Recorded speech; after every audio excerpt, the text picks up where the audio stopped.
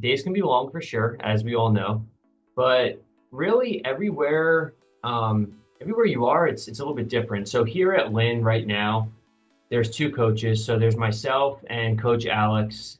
There's 19 teams here, male, female, and we basically have found that the best way to tackle this schedule is to essentially split the day in half. So there's a morning afternoon coach, and then there's an afternoon evening coach. So essentially, we kind of cut the day in half. One coach is here crack of dawn early in the morning. Second coach comes in sometime early afternoon and then kind of rides out the rest of the day. You are coaching essentially the entire time, so it can be long days, especially in the fall when a lot of our teams are in the off season. You may have five, six teams in a row, and for sure, those days are long.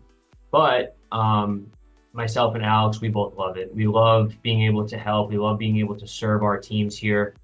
We've gotten a lot of great feedback from both coaches and athletes. So it's a very rewarding job. It's a very rewarding profession. I love what I do for sure.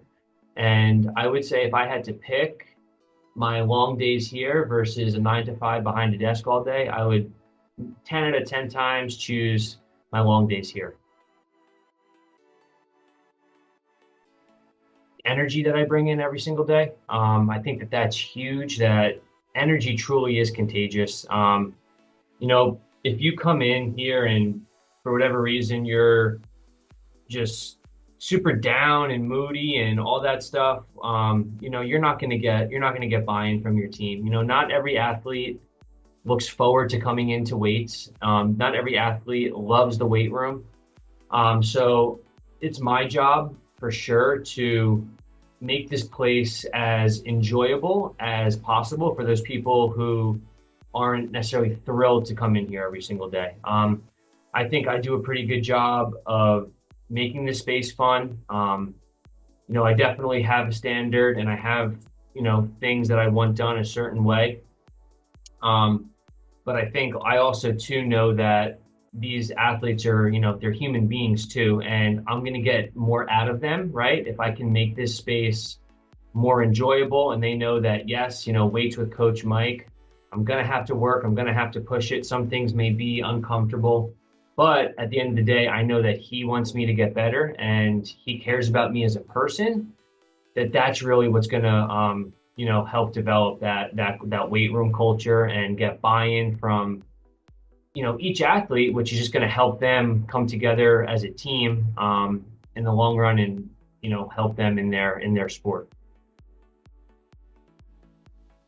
Bringing in a lot of organization structure, I think has been huge, and I know that the athletes and the coaches really enjoy that. So I would say that's number one.